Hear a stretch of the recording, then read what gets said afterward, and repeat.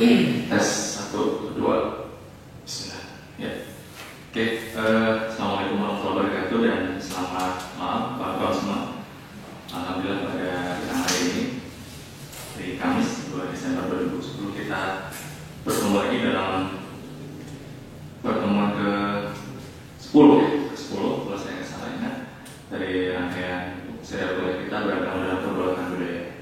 Alhamdulillah di samping saya di tengah-tengah ruangan ini sudah hadir pembicara kita pada malam ini Bapak Bambang Sugiharto. Beliau mungkin juga teman-teman sudah sering atau sudah mengetahui pada mengenal beliau. Beliau adalah guru besar di Fakultas Filsafat Fakultas Katolik Parayangan.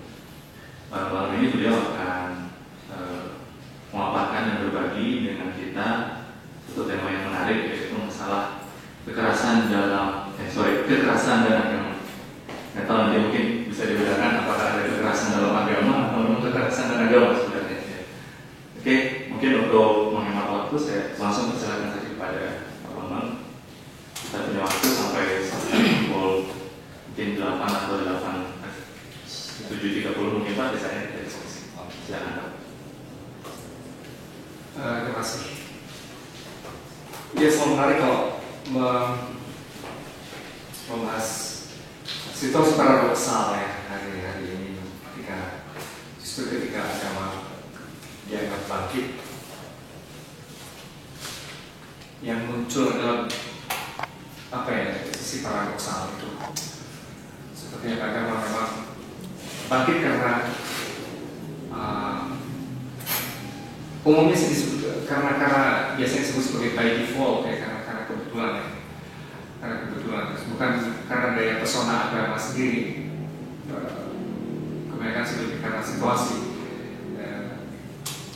luarnya memang sedang kacau balau. Jadi kalau di dalam pertandingan tuh seseorang menang karena si lawannya nggak datang atau lawannya sakit kayak gitu, by default dalam arti itu gitu. Ya, pendeknya de facto orang suka menyebut zaman ini sebagai zaman post sekular ibaratnya gitu kan. Akhir abad 20, awal abad 21 sering disebut sebagai abad post sekular, dan itu seakan-akan agama naik daun. Tapi sebenarnya sekaligus memang betul agama diharapkan sekali memberi inspirasi dan kira dalam beberapa hal. Sains sekalipun sebenarnya sampai ke problem-problem yang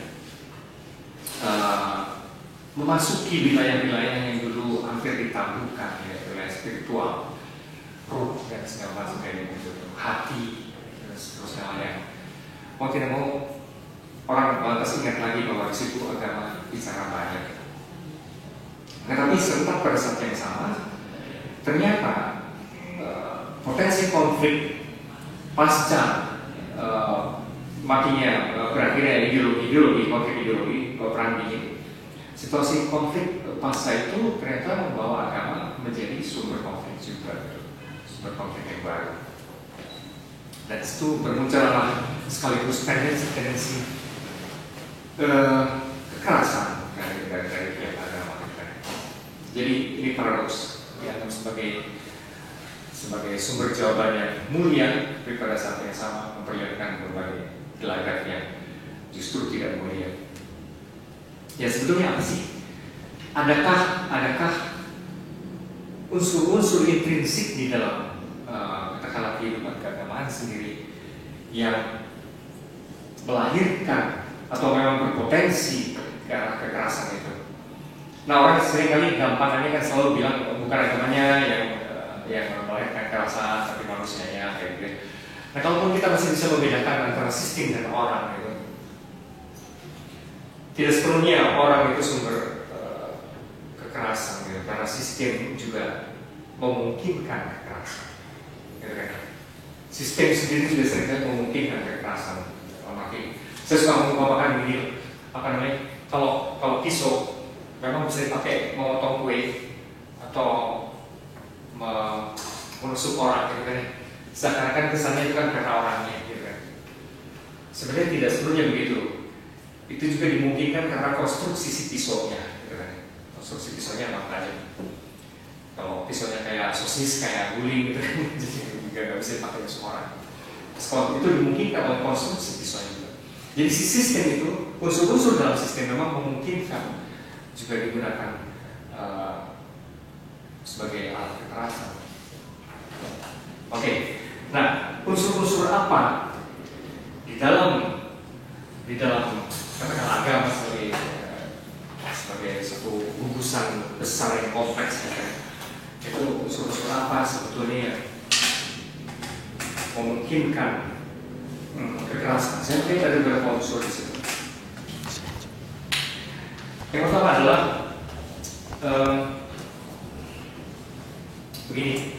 Biasanya agama sebagai inspirasi awal, sebagai pengalaman spiritual itu justru berpotensi besar untuk mendobrak atmosfer kekerasan ketika masih berupa pengalaman spiritual. Masalahnya adalah ketika mulai diinstitusionalisasi. Jadi yang menjadi soal saya kira ini bisa ditulis. Saya kira yang menjadi soal pertama-tama adalah institusionalisasi. Dan bagian dari ini adalah dogmatisasi. Atau ketika ajaran-ajaran, ketika inspirasi spiritual itu lantas berubah menjadi doktrin. Di sini pengalaman atau inspirasi atau ya kalau mau definite lagi barangkali wahyu itu kemudian menjadi doktrin, terus menjadi aturan. Di situ mulai muncul menjadi konsep dan aturan. Di situ sebenarnya mulai potensi kekerasan itu muncul. Kenapa? Karena di sini khususnya mulai potensi muncul kekerasan kognitif.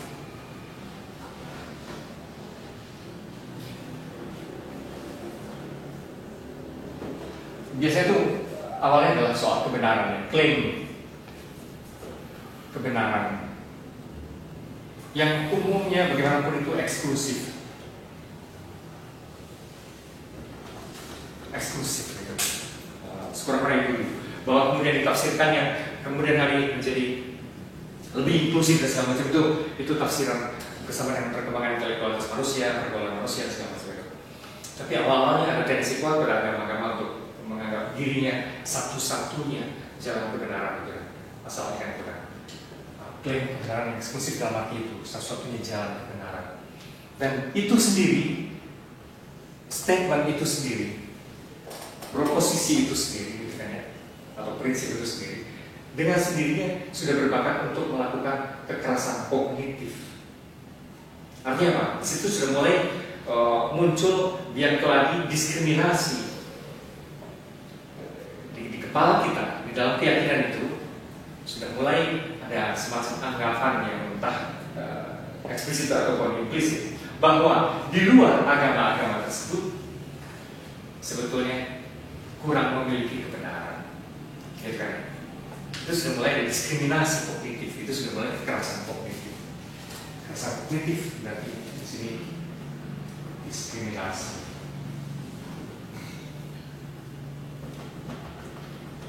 Sudah mulai ada unsur diskriminasi.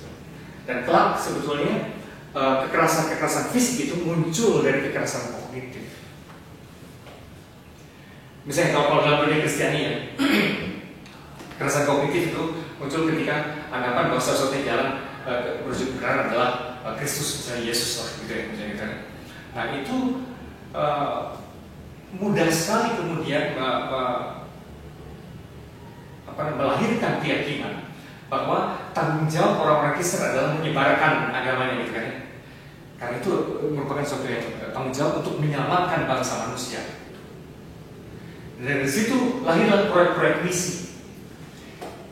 Awalnya tentu juga tidak keras proyek-proyek misi itu, tapi ketika mulai beraliansi dengan kekuasaan, nah terutama ini menjadi keras ketika sistem doktrin tertentu mendapat angin di dalam politik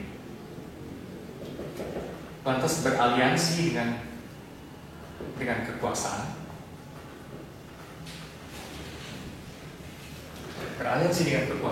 di situ mulai potensi kekerasan fisik menjadi tampak gitu.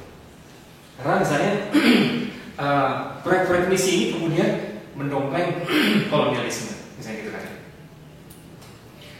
mendongkeng percampuran antara kepentingan perdagangan dan ekonomi seperti yang dilakukan oleh Columbus waktu itu, misalnya gitu kan. Ya sebetulnya interest utamanya kan waktu itu kalau nggak politik ya ekonomi, mencari rempah-rempah gitu kan, sebenarnya kan mencari pisang, mencari terus apalagi lada, jahe dan segala macam gitu ya. Kepentingan sebenarnya itu, cuman supaya proyek itu jalan dan didanai, makanya ngomongnya ini demi kerajaan Tuhan, tersebarnya kerajaan Tuhan. Dan karena itu tiba-tiba menjadi mulia. Ya, apapun. Ketika misalnya menjadi resmi, apalagi ketika agama Kristiani waktu itu menjadi agama negara, bahkan seluruh Eropa, wah itu potensinya menjadi besar karena lantas kepentingan politik disantifikasi, istilahnya disucikan. Di situ kepentingan ekonomi dan politik, ekonomi dan politik itu disantifikasi, istilahnya sanctified, disucikan gitu kan kesannya ya. Karena di embel-embel ini ya, semacam tanggung jawab religius atau apapun seperti itu misalnya. Nah itu satu contoh kalau melihat dari bagaimana misalnya kehidupan keagamaan mendompleng dan seperti halal dengan itu mendompleng kepentingan politik dan ekonomi. Maka sepertinya menjadi halal saja ketika Columbus lantas merusakkan kebudayaan India gitu kan ya, bahkan membantai kayak gitu, itu menjadi sah saja. Tapi itu kalau mengambil contoh dalam realitas Kristiani, sebetulnya tendensi institusionalisasi atau dogmatisasi ini ada pada hampir semua agama besar. Gitu. Dan kemudian juga tendensi aliansi dengan kekuasaan, politik ataupun ekonomi sama, tanpa kecuali. Semua agama raksasa, kemudian dia menjadi raksasa karena ini justru. Seringkali dia menjadi raksasa karena aliansi dengan kekuasaan, politik dan ekonomi itu. Kalau sudah mulai menjadi sebesar itu, seringkali kekerasan kognitif ini kemudian memang menjadi kekerasan. Mudah sekali menjadi kekerasan fisik. Mudah sekali menjadi kekerasan fisik. Judulnya bisa apa? Judulnya bisa apa? Bisa kolonisasi, bisa diskriminasi sampai ke terorisme. Seperti itu. Maka saya kira pelembagaan ini adalah salah satu. Saya tidak tahu sejauh mana itu terelakkan, tapi saya kira itu adalah salah satu yang memungkinkan kelahiran kekerasan, institusionalisasi dan dogmatisasi. Ya, dan lucunya, paradoks yang menarik adalah sini, yang mesti diperhatikan, meskipun nanti kita akan melihat penyebab-penyebab yang lain. Jadi di sini tuh ada semacam hukum yang aneh kalau melihat sejarahnya. Semakin kuat tendensi atas kemurnian ajaran,